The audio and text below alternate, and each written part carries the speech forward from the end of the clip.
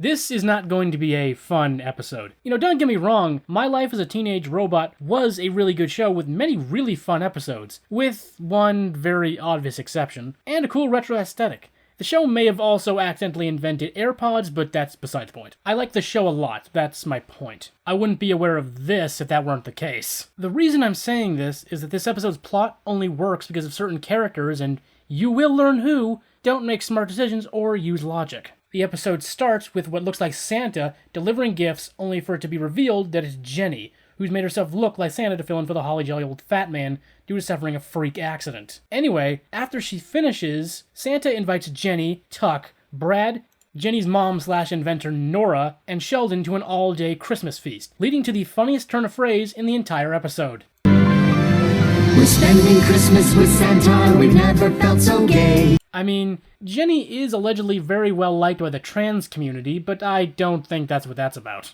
So now, on the 26th, Jenny, armed with Nora's credit card, flies her friends to the Tremerton Mall, with Tuck wanting to go to Toys. Yeah, it's right across from books, and just a quick jaunt away is cards. During this, Jenny meets a young, droopy-looking boy named Todd, who self-monologues about how he never gets what he wants for Christmas. Jenny assumes that she must have somehow missed his house, and after helping Tuck cut to the front, she asks Todd what he wants for Christmas. Now remember, this is only temporary. Now, the first red flag, and I would argue the most forgivable, is that once Todd and Jenny leave the mall, Todd gets into a limo, implying that he's rich. Jenny, of course, plays it off as that whole money can't buy you happiness thing and keeps playing along. This is only supposed to be a temporary deal after all. The next red flag is the minute they get home, Todd sticks an antenna on her head and starts calling Jenny his robotic slave. The third is obviously that his full name is Todd Sweeny. Like the murderous barber. The final red flag is that while passing by an open room, Jenny spots a room filled with toys. And at this point, Todd may as well be communicating in a very aggressive semaphore.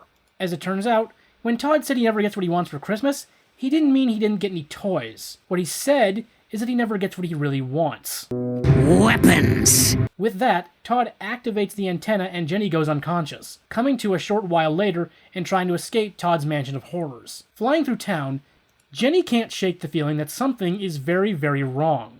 For one thing, it's the day after Christmas, but everybody in Tremerton is A, acting like it's Christmas, and B, the minute they see her, they either flee screaming or try to attack her.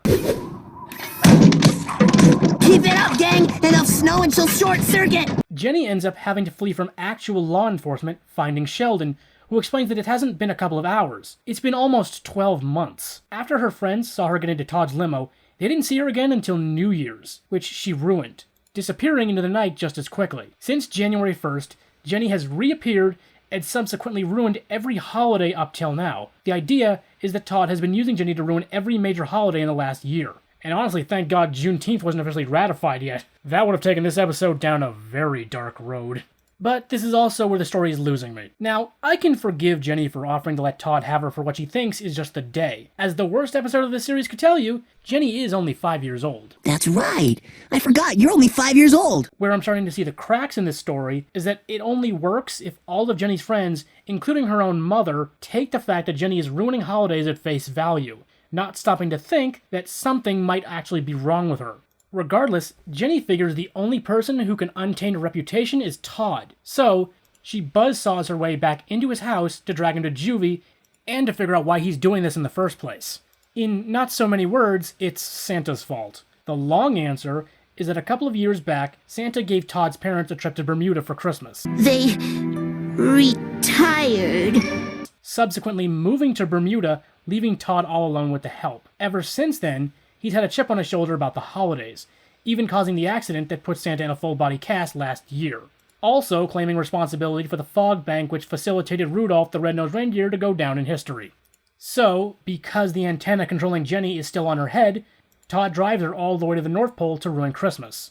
Engaging in a battle with Santa's elves and of course the jolly fat man himself, in the process they engage in Yuletide fisticuffs, and Todd reveals himself to Santa. Following that, he tries to continue sicking Jenny on him. Except for one little problem. I've got a Christmas present for you. A long overdue spanking. Yeah, Jenny was faking it. Unlike everybody else around here, Jenny used her brain and got Sheldon to disable Todd's device before she left to go see him. She was just playing along until Todd overplayed his hand and revealed himself as the true culprit. Also, Brad, Tuck, and Nora burst through Santa's roof because they assumed Jenny would try to hurt Santa. So, good news, Jenny is off the naughty list. And even better news, Todd is now super on the naughty list. The bad news is, Jenny and Santa's fight destroyed all the toys intended for Tremerton. So, Jenny volunteers for Todd to give his toys away as payment, and invariably, the spirit of giving infects Todd. Merry Christmas! Just then, Todd's parents come back. Apparently, Todd misunderstood what they said. They didn't say they're retired, what they said was, they are tired. They just took an extended vacation and wanted to pick up something nice for Todd. Which implies that this whole thing could have been avoided if they had just called him more to let him know they were coming back. So the Sweeny parents are the stupidest characters in this episode. That's good to know. Hey, are those my golf clubs? The episode ends with everybody singing in a tree pattern, which took questions only on the basis that they all somehow memorized an entire song without any rehearsal time.